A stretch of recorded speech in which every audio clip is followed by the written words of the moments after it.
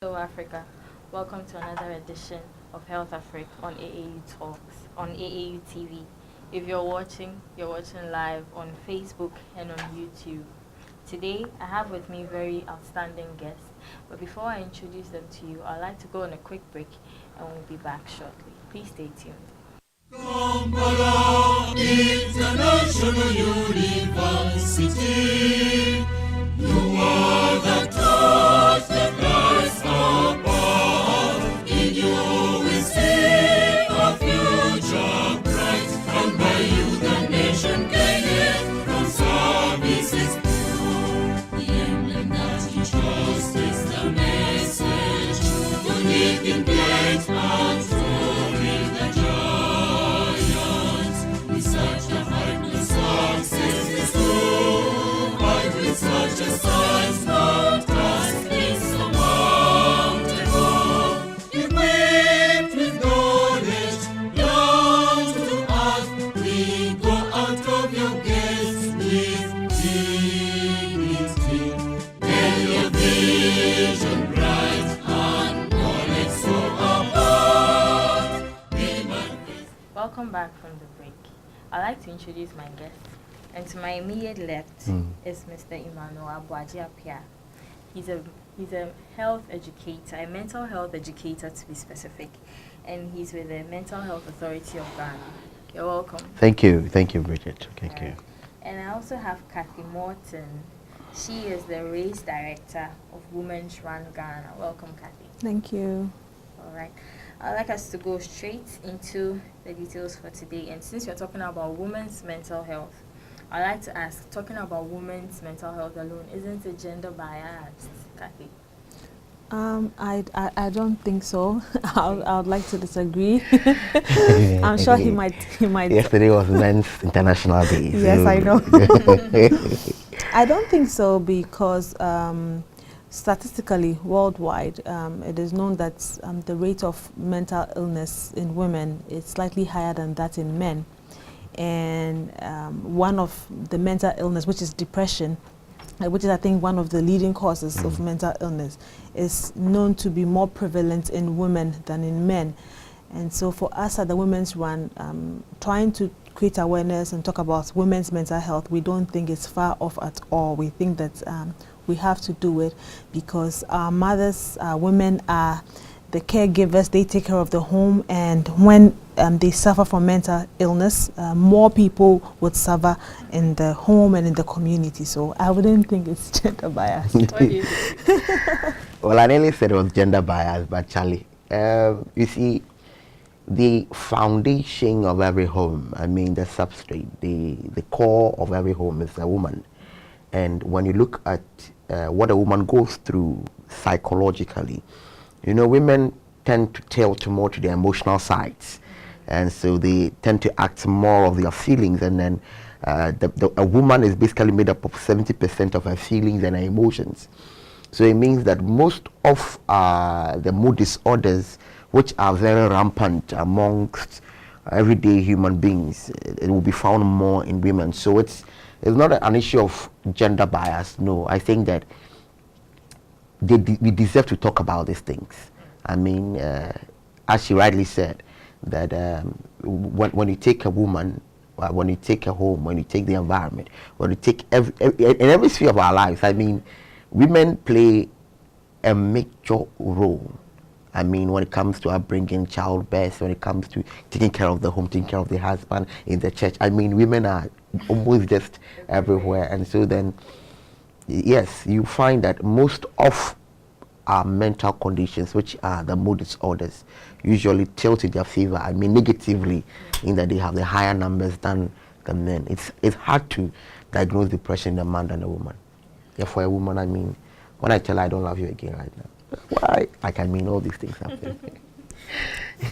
So talking of statistics, Yeah. how staggering are the figures by gender in Ghana and across Africa?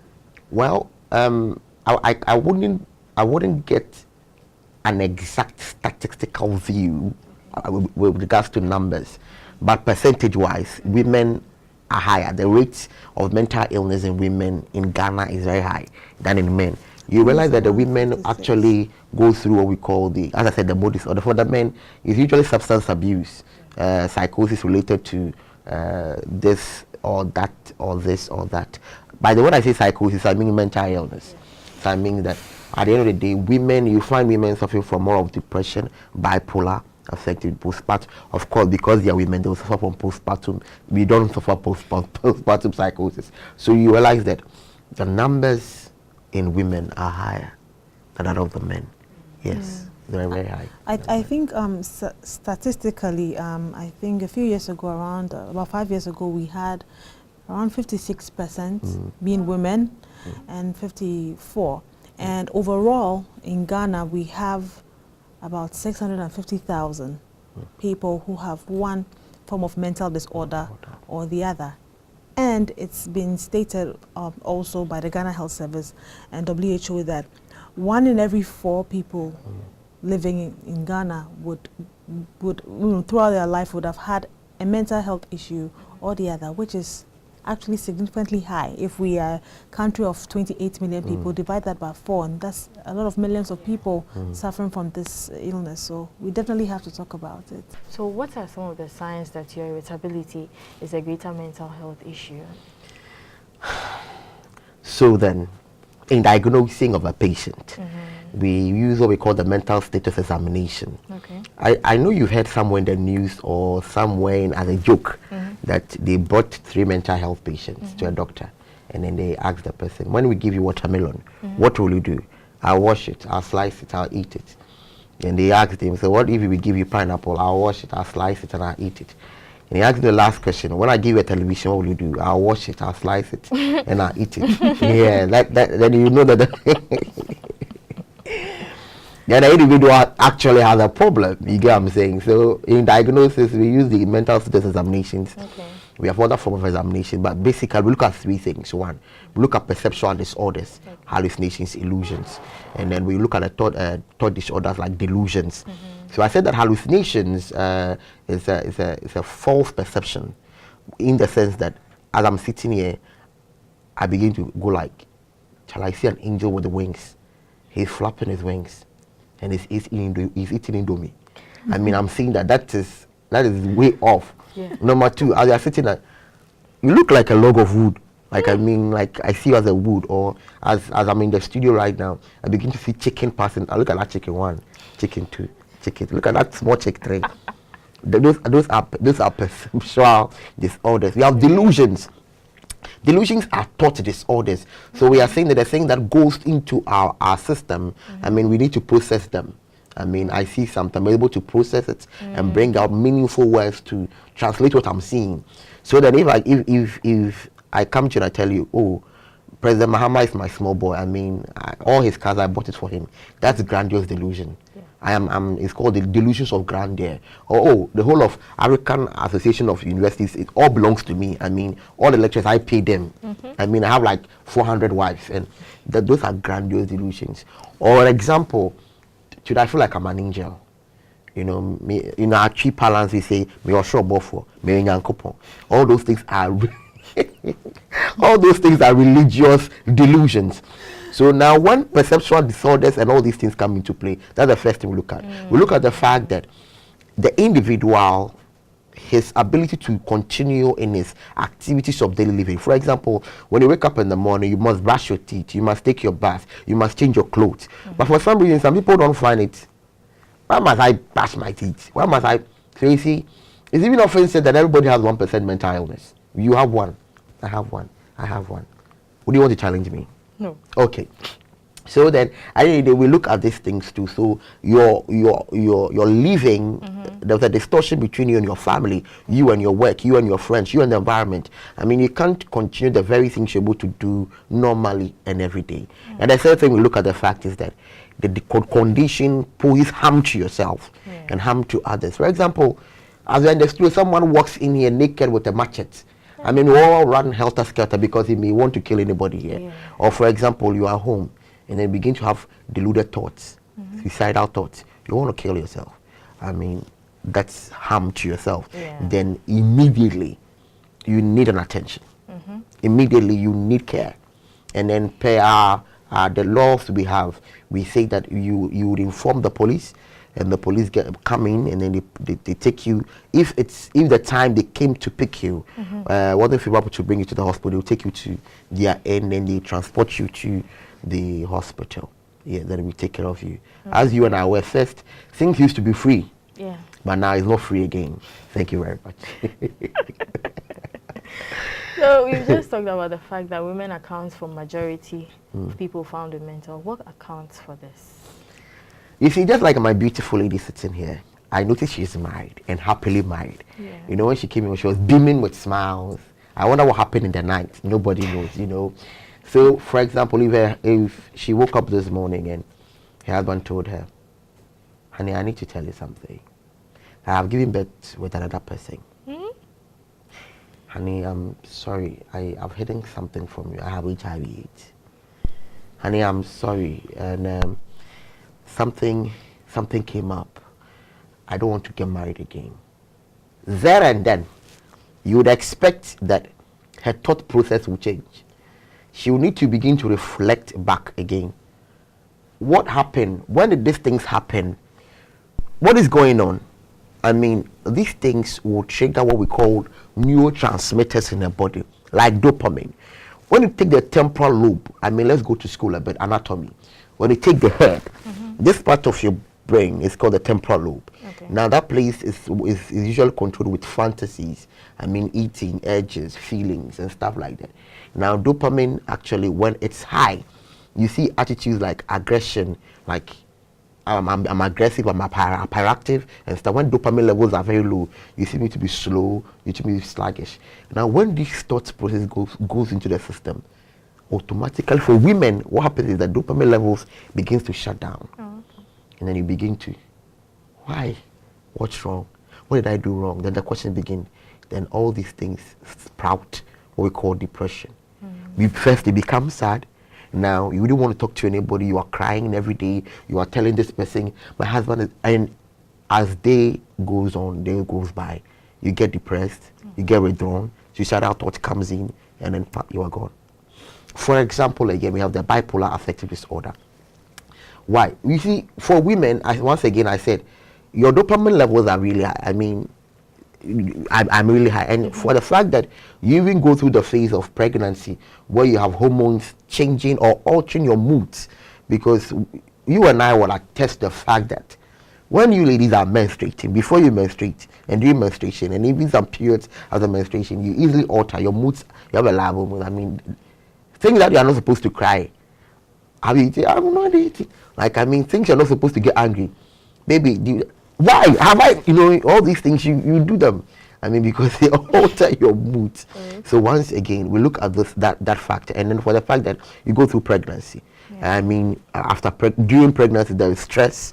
There are a lot of things that goes on during breastfeeding and all these things, postpartum depression, postpartum psychosis. All these things come into play. Suicidal thoughts is a byproduct of depression. Depression will lead to suicidal thoughts. So usually than not, you wouldn't find most women, until recent time, that you find women smoking shisha. I mean, the open places and smoking cigarettes. But back in the day, it was an activity for men. I mean, but usually, as I said, you find women tilting more to their emotional side. And so the mood disorders, you have them. The narcissistic personality disorder. Okay, so she's in a relationship. I really love this guy. I see him as my God. I see him as my everything. I wouldn't want any lady to talk to him. I wouldn't want even his family to get close to him. I wouldn't want friends to get close to him. So when they do these things, I can harm myself or harm him. So there are women like that who can actually tell you that if you divorce me, if you leave me, I'll kill myself, and they will do it. They are attention seeking. They can cut themselves, and then they'll be bleeding because they need your attention. You're not giving it to them. Yeah, the narcissistic personality disorder. So all these things are things that lead, and all these things have basis right from infancy. Things that were not kept, things that were not watched, and were not treated, things that were not watched and were not helped with. I mean, they grew up with these things, and then even with the so-called lesbianism and gayism, which we don't want to talk about. It's alleged that 53% of women who have mental health issues have either been raped or abused. What's the correlation here? I think it's obvious what this correlation is. Sexual assault is a big thing in society that we don't talk about, just like mental health. And a lot of women carry a lot of burden on their shoulders throughout their life. People who have been raped or sexually assaulted cannot go out and talk about it because, one, they will not be believed. The woman is always blamed when it comes to being sexually assaulted, like you brought this onto yourself because of this and that. And so they carry this, and it's a lot of stress. They become depressed because it alters their life. Some of them just, go down right from there, and you can't even know what is wrong with them because of some of these issues. So the main thing, I think, is because we are not able to talk about it and express how we feel. Keeping it inside us makes it very difficult for women to move on. So there's a huge correlation between sexual assault and mental health. Now, basically, men have always thought, and we still think, that women are weaker vessels. Weaker in the sense that in strength, I mean, we often say that when a woman and a man stand with you, I mean, the man may beat the woman and all that. Now, often than not, men always think that they're very wise. I mean, they are very cunning than women. And so then you find that a young guy will tell his girlfriend, Charlie, come home, I need to see you today. In his mind, he has prepared that today you're going to do what? You're going to have sex. Naively enough for you, you are coming, I mean, you're just going to visit your guy or something. And then you get there, and you are talking, he gets close to you, he holds your cheek. Oh, you are kidding, I mean, you are playing, you're watching movies. All of a sudden, he's playing cool music and all that. He's touching your tie. Before you realize, then he's on you. I mean, before you say Jack, I mean, he's already done it. And for some ladies, it's very traumatic. Friends have ended up raping friends. Even fathers and their own children are sleeping. We've had issues of, I mean, women going through so lot of sexual abuse. And at the end of the day, you see, the pride, I was chatting with a lady friend who's almost about 30. And she said that she's still a virgin. And she holds, when I said she's a virgin, you are smiling there. And she was like, that's her pride of her life. I mean, she was telling me she's not a big girl. I asked her why. Does a big girl correlate to the fact that she has broken her virginity because I need her to be a virgin? I said, oh no, that's her pride. Imagine such a lady going through a phase of an abuse or someone forcing her to have sex with her. I mean, it will leave a daring scar upon her mind. So therefore then, when she gets married, she doesn't want to have anything to do with her husband. I mean, she doesn't enjoy these things. I mean, it goes a long way to affect women, their sexual life. Yeah. So then women would rather want to use toys than men because men disgust them. You get what I'm saying? They would want their fellow ladies because men disgust them. So these are some of the root causes, because most young ladies I know who are my friends, most of them were abused by their own friends. I mean, male friends. And if your cameraman will even bear me out, and the people in the MCR will bear me out, they are all victims. One way or the other, they've planned before. See, most men, that's how we think. I mean, before you come and visit us, and for the ladies who are watching me, I mean, when a guy asks you to come and visit him, be sure. I'll prefer it to be in an open space. Just be sure.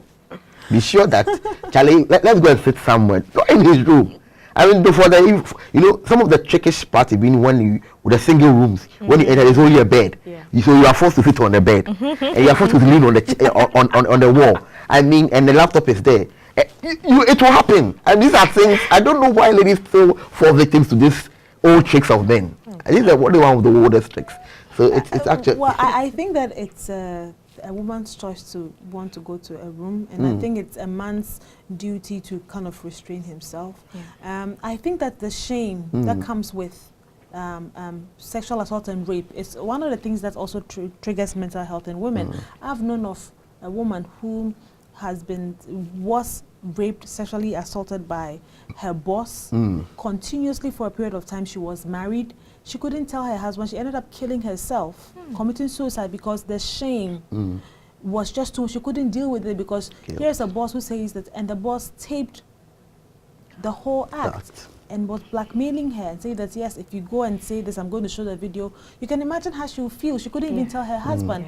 And no one will believe her, because we live in a world where when a woman reports rape after a long period of time, they'll be like, oh, why are you now coming out to say it? So we keep it inside us, and we can't talk to people, because we feel that we'll be judged. And people have committed suicide, people have quit their jobs, people have fallen into depression because we are not allowed to talk about it. But thankfully, things are changing this day. I'm sure you know about the Me Too movement, and people are beginning to be more open, and we should have the laws should take its course, and workplaces and environments should create an environment where women will be able to report some of these cases that come up. Very true. Okay, so talking about depression again, depression and anxiety are very common in women, but then I'm sure it also happens to men, right? Yeah. So how do men deal with this, since they don't cry? You see, it's very funny now that people think men don't cry. You cry, Do Papa? you cry? Do you cry? I cry. Oh, really? See, let me use my life as an example. There was this lady I really loved. I mean, for like about 2 years I was chasing this lady, and she would constantly say no. And then it was getting to my birthday, and then I just WhatsApp there one day. I was like, Charlie, the only thing I wished is that I get to date, I get to marry. I don't know, because she has sympathy on me or whatever it was. On my birthday, she came and said yes, she has approved my proposal. You can't imagine the joy there and everything. I mean, everything was going on fine, a week or 2, 3. Then after a month, I received a notice that she was getting married. Oh, that's bad. You see? You cried. I cried like a baby. I was like, I mean, when I'm even sitting in the bus, and these cool songs, these cool songs like Celine Dion, when you begin to hear that, like, you want to tell, like, what did you do wrong? Where did you go wrong? I mean, we do cry, but not for you ladies to see. See, a man will say, it's over between us, yes. And when he regrets it and he's alone, I've been very stupid though. I mean, we have those remorseful moments where we actually cry. But we don't do it in front of you, because in our culture setting, there's an adage that says that it's a man who drinks the bitter medicine. You get what I'm saying? At the end of the day, we really want you to see. We think when you see me cry, I mean, you feel like I'm weak. Like, why would I go mommy? Nah, Charlie, nah, why was it that? Even amongst our peers, no. But when we are alone in the morning, then we are thinking about the moments we had together, and now we are no more. We shed tears. We shed tears. So we use a negative feedback system. So instead of telling exactly how we are feeling, instead of saying what we are feeling, instead of showing what we go like, no, Charlie, I'm cool. What's up? I'm really cool. Nothing is really up. It's a lie. And then we go back and then we are depressed. At work, we come to work, Charlie. I need to feel fine. My head is a lie. He's going through a serious heartbreak. He's depressed. And he doesn't know how to talk about it. Unless for certain close friends, then you go like, Charlie, the truth is, Charlie, the girl, I miss him. The girl, I love him. The girl, I really want him back, Charlie. I make mistake. You get what I'm saying? Yeah, we go through those moments. So we go through depression. But is that because men, naturally by our culture, by our environment, we don't let loose of our emotion. We don't speak about it. Like a woman would go through something, you come and tell her, what you're doing to me, I don't like. I mean, a man will just be watching you, One day perhaps he may sit you down and talk to you, or just one day you may say, hey, Silva, just go. That's how we pile up things for a period of time, then we come. It's either we talk to you for you to change, we confront you at a time and stuff like that. And then that's how come most men, instead of talking and then these things have been walled up, they don't know how to do it anymore, but they would want to go physically. That's how come we have the physical abuse. So his wife has been nagging every day. Then I watch it, I don't like it. She keeps on nagging every day, and then He's just absorbing it in front of his friends. He's cool and everything. One day you are just nagging. Before you realize, stop. He slapped you. You get what I'm saying? It's because we don't know how to sit down with a woman and talk and trash out issues. Usually, most conversations, women who call the men. In most relationships, if you bear me out, you call the guy, sit down, let's talk. I mean, our in the marriage, how are we doing it? What's going on? Okay. Then then the agitation, like you don't know what's. I mean, that's how we are. We don't find time to talk about these things. All these things are indwelling, inbuilt, like from our society, our culture, our homes. We were not trained to be assertive. I mean, when you are growing, you don't talk. I mean, when your daddy is lashing you, we are lashing because he feels you've done the wrong thing. I mean, when you are doing, you you don't say. If you dare say something, if your daddy is saying something, dare say that is not the way they will lash you. So I mean, we grow up boiling up, putting up everything in the like, and then we watch and we learn. Yeah. So we are. Most men are true images of their fathers. Yeah. Most images, and it is true. I'm just a photocopy of my dad. Yes, most men are true images of their fathers, especially those who had fathers at home and everything.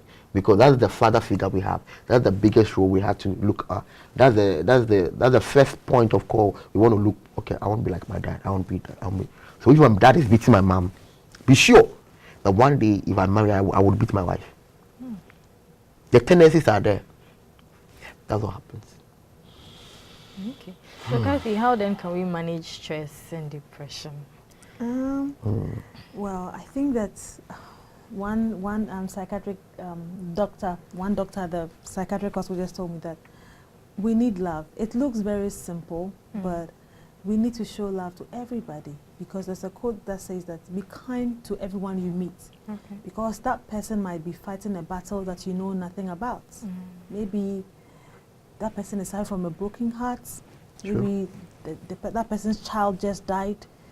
That person just lost his job. You know, because with mental health, it has triggers. There are things that trigger mental illness. So you don't know what the person is going through, but you see the person in a queue, the person cuts you, and then you start screaming and shouting at the person. It can trigger something. So we need to be kind to each other. We need to talk about our issues. You know, women do well in sometimes talking to their friends and then their family about it. But we need to, when we feel that we are going through something, it's good to share. You know how they say you should let something off your chest. We need to let more issues off our chest and talk about it. Another thing is for us to exercise, and that's where I come in. Being active is very important. When you're at work, you're stressed out, you'd have a long day. Barack Obama used to do that. He used to shoot hoops in the White House. You know, you've had a long day. Take a walk with your lunch break. Take 30 minutes to walk, or when you come back from work, you could run for 30 minutes or do a physical activity. It is known to release stress. And so I would say some of these things would help, you know, and if you see someone who has, you know, you feel the person is going through something, try and approach the person, find out what's wrong. You know, try and suggest that the person goes to see a counselor, a psychologist, or someone just to talk about, and you'll be surprised, you know, how this can change the moods of people and actually lift them up and change their situation. Well, in helping people, the first thing I've always said that the family is the core fiber of the society. In Ghana, back in the day, I mean, my mother is someone's mother. Someone's mother is my mother. I mean, someone's brother is my brother. But nowadays, we have this idea that goes that I mean, mind your own business, mind my own business. You know, so then it creates the impression that right to the fiber of the family, that is the unit individual, the children, the mother, everybody kind of creates a space around him or herself where the other person cannot intrude. Now, if we want to really help with these issues, then there must be a good social support system. Fathers in relating to their children, mothers in relating to their children must be open-minded. They must allow their children to be assertive. That is how come they can tell that, oh, okay, so someone has actually raped you. You know, most mothers think that their children are virgins, and it's a lie. I mean, some women will say, I can vouch for my daughter. She's a virgin. But you don't know what she's doing. You get what I'm saying? Most fathers are vouching for their sons. I'm sure my dad is vouching for me out there. My son is a virgin. You know? But dad, if you are watching this thing, I'm not. You know, and at the end of the day, our parents don't know us, and we don't know our parents because there is no family support. There is no understanding between. I mean, the father goes to work at 4:30, comes back at 9:30, comes to sleep. The only time we see our father is when we are going to church. And even after church, we come back, we eat. He's off again with his friends. They are talking. The children are home. I mean, so the next unit of a person the child gets to is a friend. If the friend is a kubolo or someone, a bad influence, I mean, he will learn everything from him. The smoking, the drinking, the everything. He will learn those things from him. And then as young adults, because they are curious, they will do these things. And then they will hide behind. And you never know until these things have become a disaster. Then you go, oh, so all along my child was doing this and I never knew. Okay. Number two. Now, often than not, people who are going through a phase of mental illness, I want to tell them, and I want to tell you this. We all go through a phase of mental illness at a day or at a time. Why is that at a time as you are alone, something comes into your mind and you are laughing? You're alone, but you are laughing. What is the difference between you and that mental patient? There's no difference. There's no difference. Why is that when you have an issue with your cameraman? Charlie, that thing you're doing, why do you do that? Why do you talk about talking about? Why do you get aggressive? What is the difference between you and my patient? You get what I'm saying? Yeah. When you bath, do you think? Yes, I do. Why do you do that? Even though you know that ladder may even enter your mouth. Yes. That's the most favorite thing my patients do. So the difference between you and my patient. So we all go through a phase of a mental illness. There's a day someone says something and then you just feel sad. Your whole day just goes off. You're like, you're thinking. That's the phase you're going through. You have a depressed mood. That's the phase you're going through. And so that day, someone came to give you a check of 100,000 Ghana cedi, and you are euphoric the whole day. Like the excitement. Before long, you are buying stuff. You are impulse buying. You are eating, binge eating, and all that. Those are all signs of psychiatric conditions. So we all go through a phase. So we must understand that it is not the only person walking on the street who is dirty, who hasn't brushed his teeth, who hasn't kept his hair clean. Is the only person. We all have issues. But for the fact that he is doing a multiple of signs and symptoms, and then his is visible now, you can tell that, oh, this person is, we all have issues. And the third thing is that we need to avoid the stigmatization. Otherwise, people can never come out and say that I have an issue, and then they would. A banker friend of mine, I dropped him in front of my hospital. I said, oh, Charles, you've never been to my hospital, just have a glance. You know what he told me? Some people will tell him that he's mad. I mean, I'm like, really? So that's what people think. When I go out and come out every day, people are thinking that this dude is really has an issue. So that's what people are thinking. You know? So at the end of the day, when we don't stop the stigmatization, people will not come out. Because I know a lot of personalities, big personalities, who have issues. But because of these things, come and say, they will tell, I don't mind that. I've had an issue before. You get what I'm saying? But we all go through a phase of mental illness, and there is help. There is help. Now, if you walk to most of our we have psychiatric units attached to most of the major hospitals. Walk there, talk to a psychiatric nurse, talk to a psychologist, and he will be able to help you. If the case is such that you need to a referral to Accra Psych or Pantai or Ankafo, they'll do it. And I mean, it's just like what the last thing I want to say about this issue is this: why is that when you have diarrhea, you would want to take care of your diarrhea? And then it's normal. Why is that when you have a sprain, you want to take care of your sprain? When you have a headache, but why is that when the brain has an issue, it becomes an issue? I mean, the brain is an organ just like your heart. And when they tell you have heart murmurs right now, when you are an ischemic attack, you'll be running helter-skelter. Meanwhile, when they tell you, okay, you're having a form of depression or bipolar, oh, doctor, it can't be true. This one, it can never. My Lord, my God is my shield. Is my. Oh, but why? You get what I'm saying? What? It's an organ too. Your brain is an organ too. I mean, it's just you know, these things happen every day. Yeah.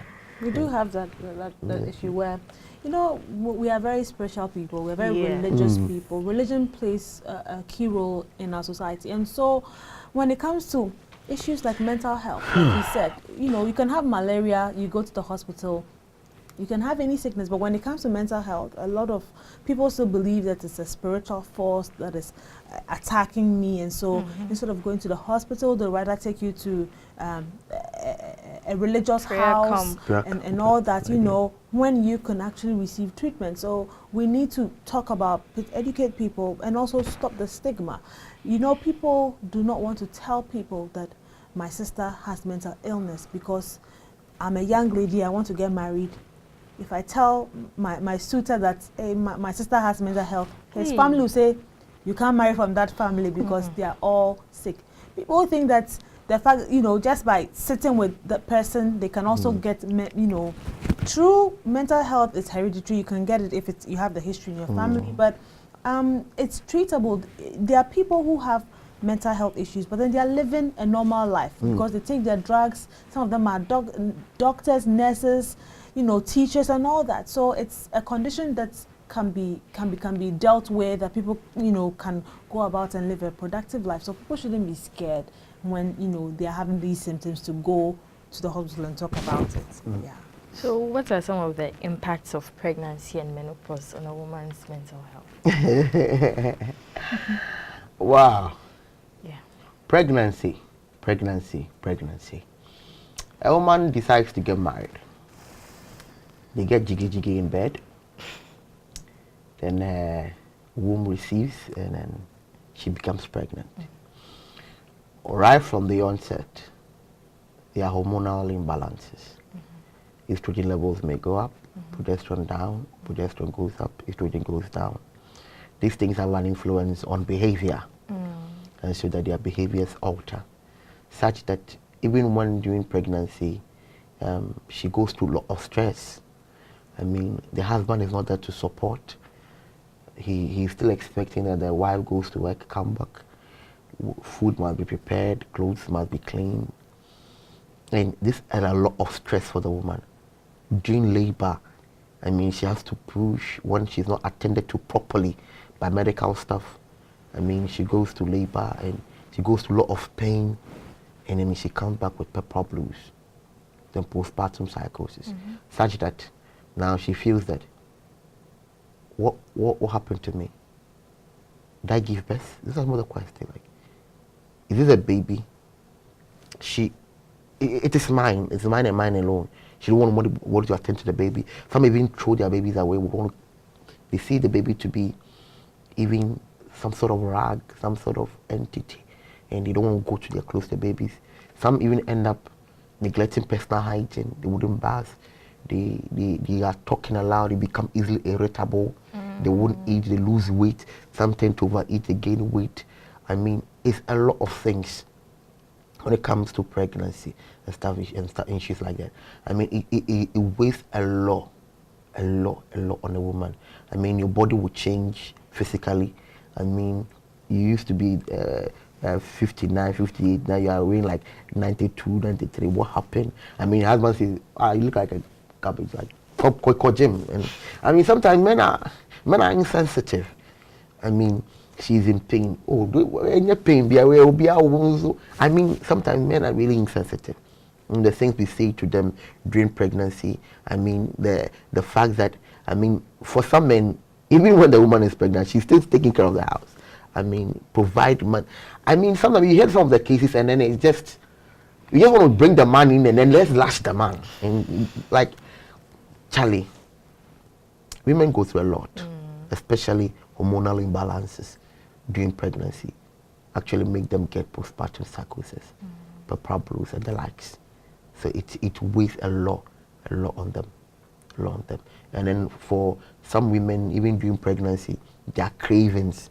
You know, some women crave for alcohol, and you know when you're taking alcohol during pregnancy to fetal alcohol syndrome, I mean that plays a role. And according to some of the latest researches, women who were abusing tramol, I mean, now after pregnancy, when you don't take the tramol again and you feed the baby doesn't want to feed because the tramol actively passes through breast milk, and so that when the child is actually getting withdrawal symptoms. So you need to actually take tramol and then actually, you know, women who, it's a lot. Women go through a lot, psychologically, physically, emotionally, environmentally. I mean, how people even perceive them. You know, she's feeling nauseatic, so every time she's just spitting. Someone just sees her, I'm not sitting to shoes, why are you spitting all over? Why? And then she feels bad about it, but she can't. It's not her fault. It's not her fault. I mean, even during labor, I mean, she's pushing, and then mistakenly she passes feces, excuse me to say. I mean, the way even the midwives will handle her during the third period, I mean, it's a lot of things. There's a lot of things our women go through. So they need love. They need love. Yeah, they need love. So Cathy would like to share her experience on postpartum. Yes. So. Yeah, he said, you know, it all.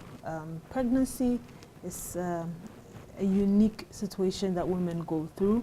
A lot of first-time moms do not know a lot about pregnancy. Yeah.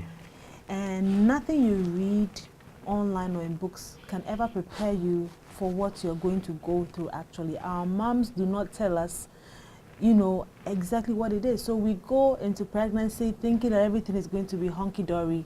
And then we get in there and then we are not seeing, we have expectations. And when those expectations are not being met, we start becoming anxious, we start having anxiety, we start feeling stressed. So with me, I had a lot of complications. When I was pregnant, I was working. I had to stop working because I had palpitations and issues with my heart and all that. And I didn't know, it was called preeclampsia. I didn't know anything about that. So I'm like, I'm a young girl, I'm pregnant, I should go through 9 months with no problems. No one in my family has had this, why am I having it? So there alone, I was having the mental stress that there's something wrong with me. I had to quit my job and come home. The feeling of just being at home and not doing anything, seeing my friends going to work, that started having those implications with me, I mean, those effects on me. And then pregnancy after childbirth, you can't get breast milk for a child. And for me, the nurses in the hospital were not so nice to me. And that's what triggered it. They were like, oh, child, I don't blame you. I blame the mother you have. Look, she can't even breastfeed you. Yes, the nurses said that to me. And that's what triggered my postpartum depression. And most women have blues. Like, you go through mood changes when you have babies. But when it doesn't stop and it keeps going on, I started feeling anxious about everything. I didn't want to go out. I gained weight because I had to eat a lot because they said you have to eat to get breast milk. And so I was very conscious about my weight. And because of the way I was, like, I want to do 100% exclusive. I want to give breast milk, and I was trying everything. I couldn't, and I had to substitute with canned milk. And then everything was just too much for me. It was jammed in my head, and I couldn't do it anymore. It got to a point where I said I wanted to go to the psych ward. One day I woke up at 3 a.m. and I said, today I told my husband to take me to the psych ward. I didn't want my baby anymore. I told them to take the baby away from me because I couldn't take, I said they should give the baby up for adoption because I couldn't do it anymore. Too many issues coming, and there are a lot of triggers. There are things that triggers this. For me, the nurse at the hospital was one. Number two, I didn't want to see anyone. If I heard that somebody was coming to visit me at home, I started sweating. My palms were very sweaty. Like, I just blacked out. So postpartum depression is very real. A lot of women go through it without even knowing what they are going through. But there is help. They can go to the hospital. They can be attended to. And we just need to support women because, you know, we go through a lot. Right now, the world has changed. Like he said, we have more of a nuclear family. Back in the days, our moms would come and take care of the kids for us. But now our moms are also working. So nobody's coming. So no one is coming anymore. So it's you and your husband and the baby, and women who have to go back to work shortly after. So many things are going on now that makes it very, very difficult for women who are pregnant. And so the love and care is very important. Women, we need to talk about it. There need to be support groups, like when you go for antenatal. I didn't have that. They never spoke about that to me at antenatal. I didn't know there was a support group. My sister is also in the health profession, and she was the one who saw my symptoms. I didn't know it myself, what I was going through. So women go through a lot, but there is a lot of solutions out there that can help us to come out of it. And all is not lost. We can still, you know, make it. Look at me, I'm here. I have 2 kids, and you know they're doing very well. And yeah, so there's hope for women when they have postpartum depression. So there's hope for women, and all hope is not lost. We're going on a short break, and we'll be back shortly. Please stay tuned.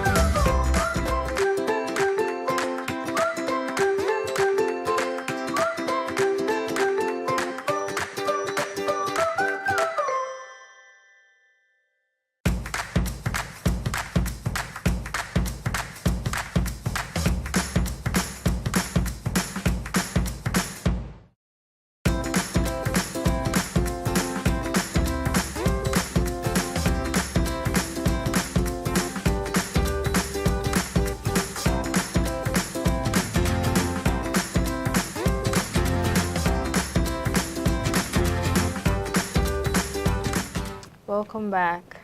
And now we are going to talk about antidepressants, antipsychotic drugs, and how a woman who has postpartum can actually recover when doctors are saying don't take antidepressants when you're breastfeeding. So, Doc. Now, what happens is this. It is not easily said or easily just statement the fact that don't take antidepressants while breastfeeding. When you take, for example, Zoloft, it is an antidepressant. There are some antidepressants that does not pass through breast milk when feeding a baby. There are some paroxetine, there are first-line drugs that we use that you can actually take while you are still breastfeeding. Now, at the end of the day, some of them, that's the SSR. No, I don't want to go there. It's so much a big word. Some of them can pass through the breast milk to the baby, so then it may affect the baby. Now, what we do is this: if you were pregnant, you delivered, you had postpartum blues, you now have postpartum psychosis. You come to our end, we do assessment, we do diagnosis. Now the diagnosis, I'm looking at so many things. Your physique, I'm looking at when it started, I'm looking at the trigger, I'm looking at so many things. Even before I administer medication, I know that this medication is going to help you or is not going to help you. For some, it is contraindicated to their condition itself. You know, some drugs and some drugs don't mix. So perhaps you're on a particular kind of drug. For example, let's say, for example, you are on doxycycline or any other particular kind of drug, and then we are giving you the antidepressant. It may interact, so we don't even give you at all. So we look at several factors before we can conclusively say, when you are breastfeeding, don't take antidepressants, or we will just put you off antidepressants. Yes, that's what we do. And then we find other measures and means to solve the situation other than, for example, during your postpartum psychosis that you had, I'm not sure what I'm saying, but for another lady, instead of her being very withdrawn and calm, wouldn't want to talk to anybody, she was rather hyperactive. So then, if we don't want to give antidepressants, of course, we would want to give a sedative, like carbamazepine. Yes, I was given that, the first thing. Okay. I was given sedatives. We give sedatives, yeah, to sedate you down. And then we'll continue from there. So it's going to be asymptomatic treatment. The symptom you present, then we manage it. Okay. So then, if you become hyperactive, we sedate. If we realize that, okay, the speech is incongruent and so many things, we treat per the symptoms that you present. That's what we do. Okay, and then that works. That works. That works. Yeah. So why do women need specific specific mental health care treatments? Why do women need? Yes. Well, because women are a core of our family. Okay. They are the core of the society. They are, without a woman, I don't know about other men, but the way I cherish women, you know. Hey, by the way, is your sister married? Yes, Oh, yes, shit. kids also. Okay. So you see, women, I really cherish women. I didn't have the opportunity to stay with my mom every time. She was always in the UK. She'd come back at me. We didn't often get that close relationship. So I really do cherish moments with a woman and all that. So women do need specific attention and treatment. You see, it's so embarrassing to find a woman naked on the streets with a mental health issues. Sometimes I just can't even look that. But for a man, I mean, but for a woman, you see, there's a reason why a woman preserves her nakedness. I mean, women are crafted in a way that they are an emblem of life. The way they take care of children, the way they take care of the man, the way they take care of the home, the way they're able to mix all these things together, and at the end of the day, they maintain the home, and the man comes back in the evening and then still comes to, you know, women are just wonderful creatures. I mean, they need specific attention, especially with the prevailing causes, which is uprising that men. I mean, we want to look at the person, as she rightly said. You said 56 to 50? Yeah, 56, you know, to 40. So, I mean, the women need specific treatment. That is why I think that whatever my dear colleague here is into is really a fantastic idea, a brilliant idea. It's an awesome idea just to make sure that women have specific treatment. You know, a woman will menstruate, a man doesn't. So even in the hospital, they would have a time of menstruation. I mean, so they will need sanitary pads. They'll be in the ward. They'll be in the wards too. Yeah. And for those ones who have been neglected, who's going to buy it for them? Yeah. You get what I'm saying? You can't use that Monson. You can't use it. You can't use that one. You get what I'm saying? I mean, she will need bra. Men don't put on bra. I mean, she needs some basic things to be able to cope with life. I mean, at least once in a while, she needs to wash her hair. I mean, do it well. I mean, Charlie, women are just unique. And then they need unique attention. Yeah. So, Cathy, I would like you to talk about the Women's Race, your organization, and then the program that is coming up. Yes.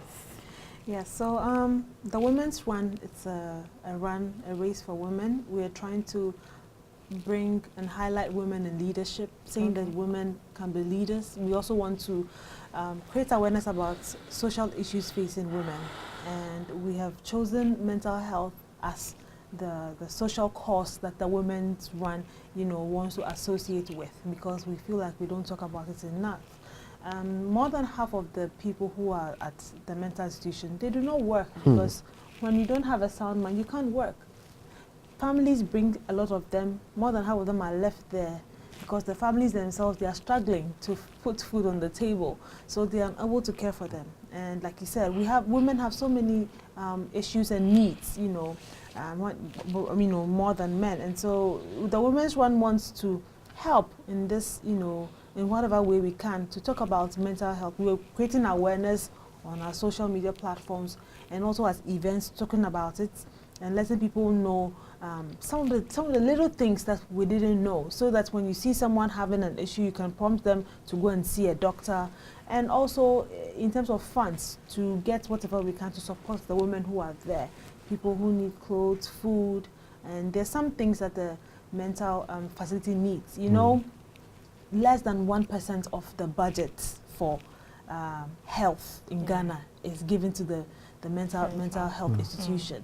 Before, I heard a lot of the drugs were given to the patients for free or subsidized, but now, since 2016, no more. They don't receive any drugs from government. Whereas in places like the UK. A month ago, I heard that $2 billion has been set aside.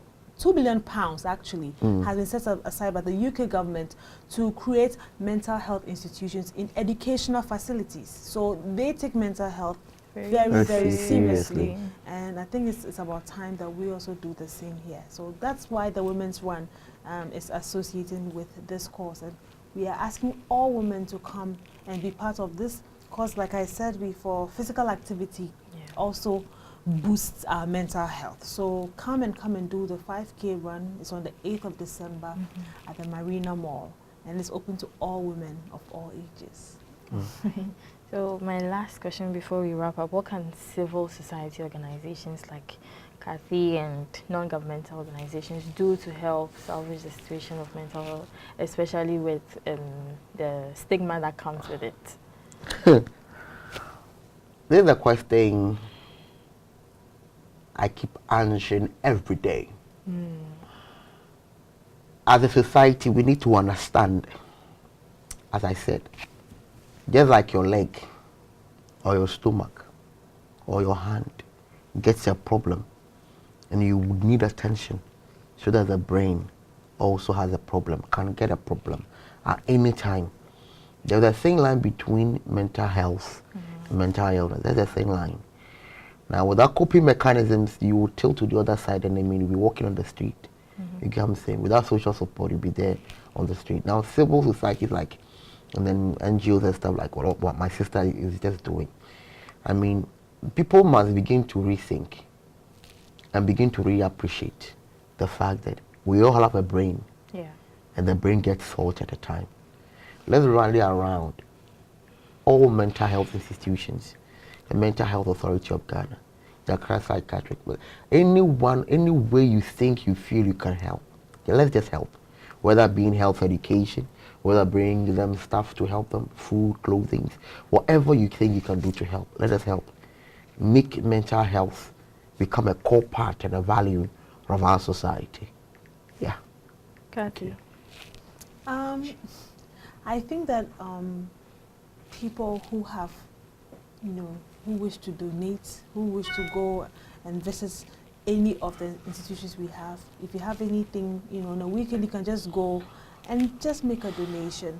And people should accept people who have mental health, treat them with more dignity and respect. If you have someone in your family that has it, show them love, because love is also medicine that can help them to become better. And let's take care of ourselves. When we feel pressured at work, we should just take a break and take a breather. Like I said, exercise, talk to people, do something to make you happy, because the world is stressful. It's getting more stressful by the day because of how the economy, and things are being put together. So let's take care of ourselves and our mental health. That's what I'd like to say. All right. Thank you very much, Emma, for coming, and Cathy for honoring our invitation. We are very grateful. Okay, so we've come to the end of another beautiful session of mental health, in fact, HealthAfrik. And our final words is love. Don't treat a mental health person as if the person is not a human being. Be caring and take care of yourself. Take a breather when you're at work and then you're stressed, and take very good care of yourself. The mind, as Emma said, is just like the leg when you get a sprain and everything. So thank you very much for watching. This has been Mental Health. This has been HealthAfrik, and we'll be here same time next week. Thank you.